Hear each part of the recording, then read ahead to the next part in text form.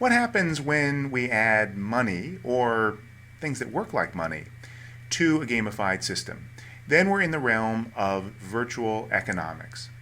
And it's possible to get there in a number of different ways. Many gamified systems have rewards, things that the players get, and they're often virtual rewards, things like badges.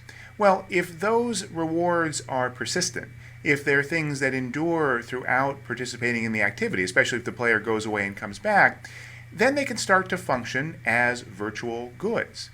If the system is designed in a way that gives them some scarcity value, some of them are harder to get than others, some of them are less widely available than others, then those virtual goods can appear to have value to the players just like a real-world physical good does. The second way to bring in virtual economics is to have point systems that involve points that are tradable or redeemable, i.e. you can get the points and use them to buy a variety of different things in the gamified system, which themselves are virtual goods then, or you can redeem the points for things in the physical world, for a coupon or even for money in the physical world. In that case, we're starting to deal with a virtual currency. The points now operate like real money. They're a currency. They're a medium of exchange. What is a dollar or a euro or a renminbi? It's not a thing in and of itself. It's just an accounting mechanism that's tradable for other real-world things that we want because people in that society, with the backing of governments, are willing to make that exchange and say, if you give me a certain amount of money, I will recognize it and give you some other kinds of goods. So the same thing can be true of point systems in gamified systems. If they are exchangeable for other things that people value, then they can operate like a currency. And finally, if the system allows transactions, if participants in the virtual system can trade with each other directly or through some marketplace, then potentially we're in the realm of a full-blown virtual economy. And we've seen this in a variety of massively multiplayer online games, things like EVE Online, as well as some virtual worlds like Second Life, that are designed to have functioning virtual economies. And all of these can exist to a greater or lesser extent in gamified systems. So a couple of examples. Virtual goods are a widespread phenomenon in many social games today. So games like Farmville, one of the ways that they were so successful as businesses was they recognized that virtual goods could be unlocked as a way to monetize the game. It doesn't cost anything to play, but in order to achieve certain things easily in the game, or to get certain rare goods in the game, you've got to start to spend real money. So people think of those virtual goods as being really worth something, either because they had to pay for them or because they had to work very hard to get them. This has been so successful that overall the virtual goods market is estimated at $7 billion worldwide in 2010, growing to $13 billion by 2016. But it's not just games. Gamified systems can have aspects of virtual goods and virtual currencies and potentially even virtual economies as well. Think in particular about the gamified systems that are derived from loyalty programs. So here's an example that I picked out almost at random from Nescafe in Australia. It's something called Cup of Rewards. Typical loyalty type program. You get points for going to the site and putting in a code because you've bought certain Nescafe products, and you accumulate the points and then you can exchange them for discounts and for coupons to use on various other sorts of products. That's a virtual currency. It's making those points tradable and redeemable for real world benefits, and therefore it works like a virtual good or like a currency in any other case. The issue with a lot of these virtual currencies, though, as with many other examples of gamification and many other examples of loyalty programs, is that they're typically not built today with a focus on fun, with a focus on the design aspects of effective gamification. They assume that just the fact that you can redeem these points for tangible goods will be enough to motivate you to come back and participate and buy the desired products. But as we've seen throughout this class, tangible rewards have serious limitations.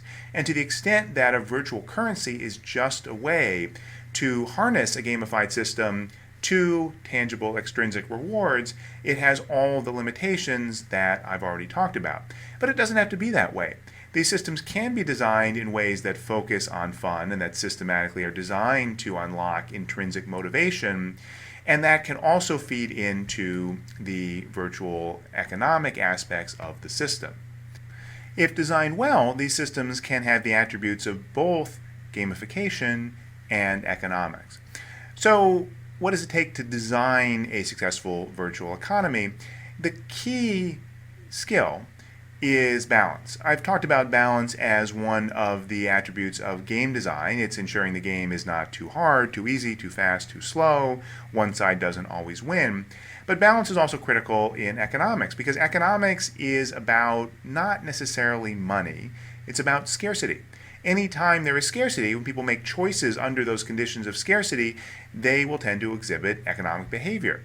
And scarcity is a variable in a gamified system that's defined, at least at some level, by the designer.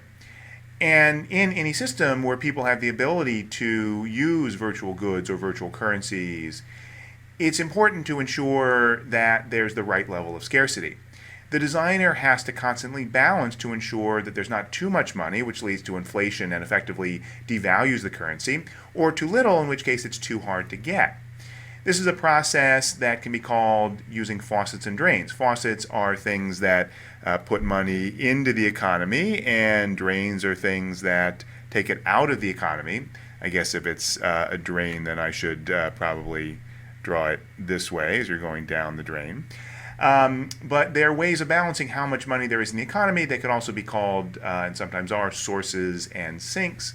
The design technique is to ensure that the balance is right. If you've got too much money in the system, it won't be good, or too little. Recall when I talked about the game Monopoly that when you pass go, you get $200. That's putting money into the system.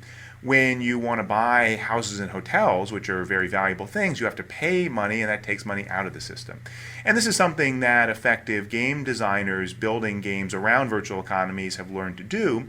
For example, in World of Warcraft, way back at the beginning of the class, I showed you a little snippet of my character, and at the end of that clip, he turned into a dragon and flew away. Well, that dragon, something called the Sandstone Drake, is something that's pretty hard to get in World of Warcraft, or at least it was when it first came out, but that's also, once you have the ability to make it, really expensive to make. And the reason is that the designers of the game were trying to balance, with this and other things, the level of money in the world.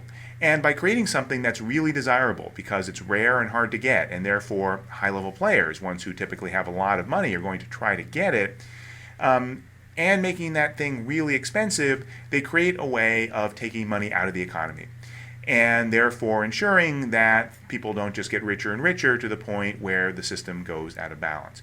So building a gamified system is about ensuring that level of balance, wanting people to be incentivized to take money out of the economy in the right times and the right amounts, and also putting enough money into the economy so things don't get too expensive and too hard to purchase. The final point I'll make is that there's some real dangers in building these virtual economies, even though they have lots of potential benefits. We're talking about systems that may involve real money or real tangible goods as rewards, and those are costly. And so organizations setting up gamified systems that have these attributes need to make sure that they understand what kinds of obligations they're taking on. Secondly, they tend to be tangible extrinsic rewards.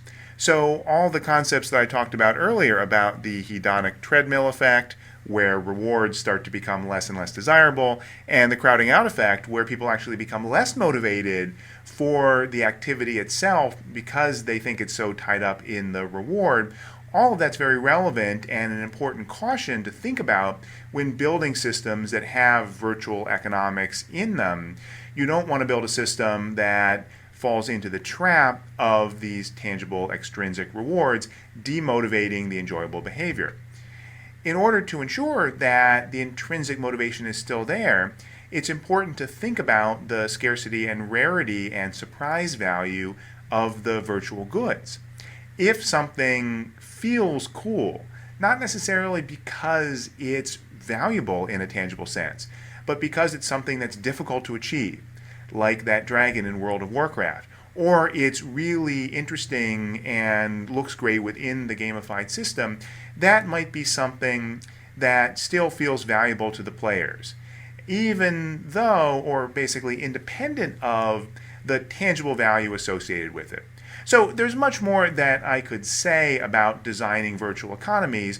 I wanted to put this unit in, though, just to ensure that you think about the potential of this as one technique to employ in gamified systems or other kinds of game-like systems, but always be sure to do it in a way that's cognizant of all of the points that I've made elsewhere in the course.